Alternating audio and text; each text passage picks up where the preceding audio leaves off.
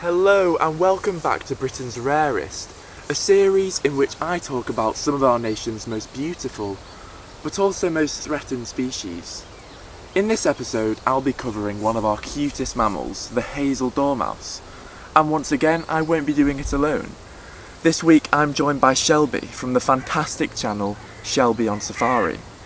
If you've seen Shelby on YouTube already, then you'll know that her passion for wildlife always shines through when she's presenting, and she makes some really interesting videos for you every single week. So make sure to go and check out her content and even subscribe to her channel. After watching this video, of course.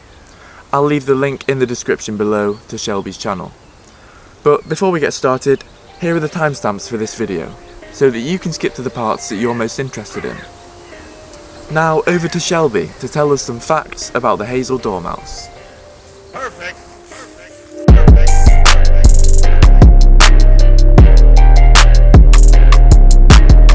Hey Alex, hope you're well. Thank you so much for inviting Maui and I to join your series on Britain's Rarest. We've really enjoyed going through and learning about the incredible and diverse life that's here in the UK. And I am so excited to go through some facts about the Hazel Dormouse. So, let's get started. What do you say, boy? Someone's got to pull all the weight around here. I'm of course referring to Maui.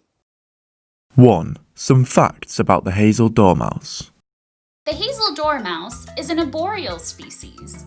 They inhabit woodland, forest, and scrub areas. Hazel dormice are nocturnal, and they spend almost all of their time in the branches of trees during the summer, rarely coming down to the ground.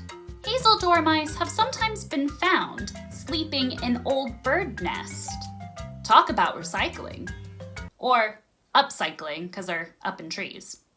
However, they can weave their own nest, often hidden away in brambles or other shrubs, by using strips of honeysuckle, surrounded by a layer of green leaves. As we know, the British summer doesn't last forever, and conditions can often get cold or wet here in England. If that's the case, dormice can curl up into a ball and go into a state that's similar to hibernation. They can also do this if food is scarce, in order to save energy. However, between October and May, dormice hibernate and nest beneath the leaf litter on the forest floor, or in the base of hedgerows. Hazel dormice have an average litter size of 4, that are typically born in July or August.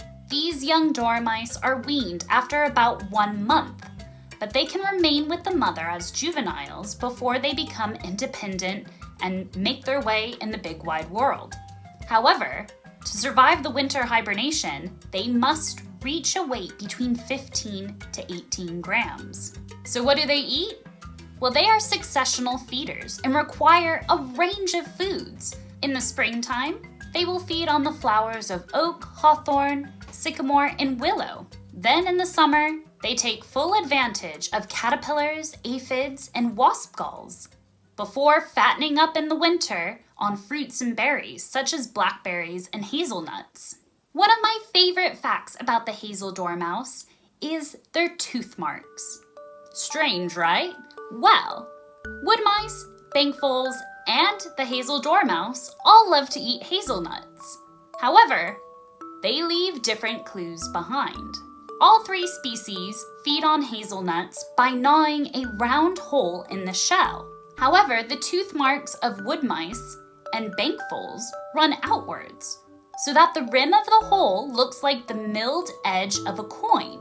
In comparison, the tooth marks of dormice run parallel to the edge of the hole, rather than outwards from its center, so the rim looks smooth. So next time you're on a walk and you see a suspicious-looking hazelnut, try to identify which species ate it. Another one of my favorite facts about the Hazel Dormouse actually revolves around its appearance in literature. In Lewis Carroll's Alice's Adventures in Wonderland, there is one particularly mad tea party in which a Hazel Dormouse makes a sleepy first impression. That's right, the dormouse at the Mad Hatter's tea party is always sleeping, nodding off while singing, And it's this lazy, hopeless nature that makes it rather endearing to readers around the world. However, we know they're far from lazy though, because they move around quite a lot at night, so maybe the Mad Hatter should have had his tea party in the evening.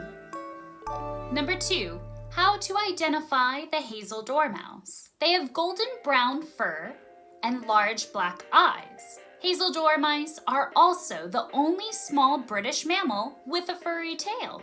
Their head to body length is about 6.5 to 8 centimeters, whereas their tail length is about 80% of their body length. They weigh about 20 grams, but before they hibernate, they can get up to 35 grams. Thanks again, Alex, for letting Maui and I join you today.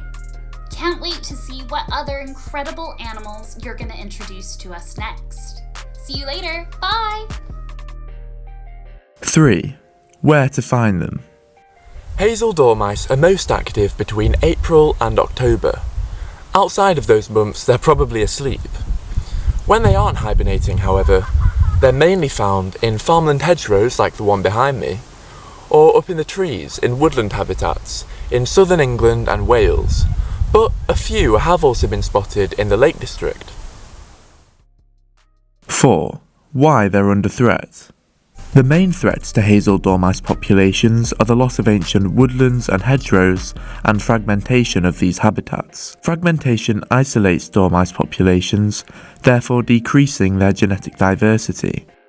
Climate change can also affect dormice, as warmer winters means that they wake up early from hibernation. As a result of these threats, the UK's Hazel Dormice population has dropped by around 38% since the year 2000.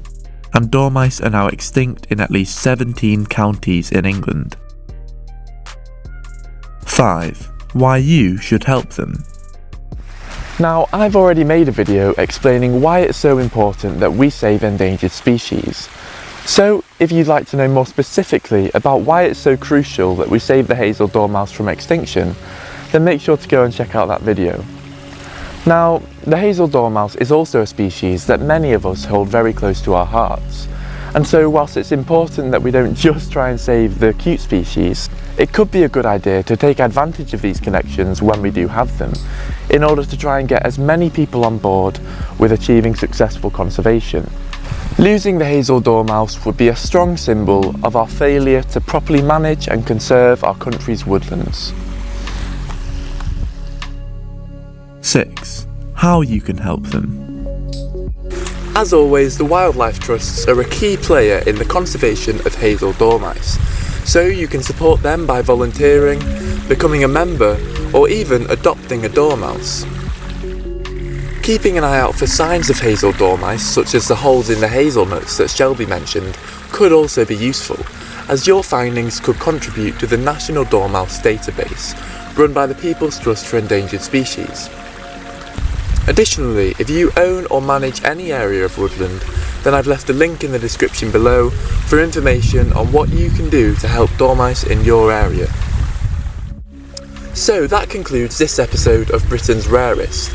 I'd like to give a big thank you to Shelby from Shelby on Safari for presenting us with some fantastic information about this rare and wonderful species. If you'd like to know more about Britain's rarest animals and what you can do to help them, then make sure to subscribe to mine and Shelby's channels. Thanks for watching.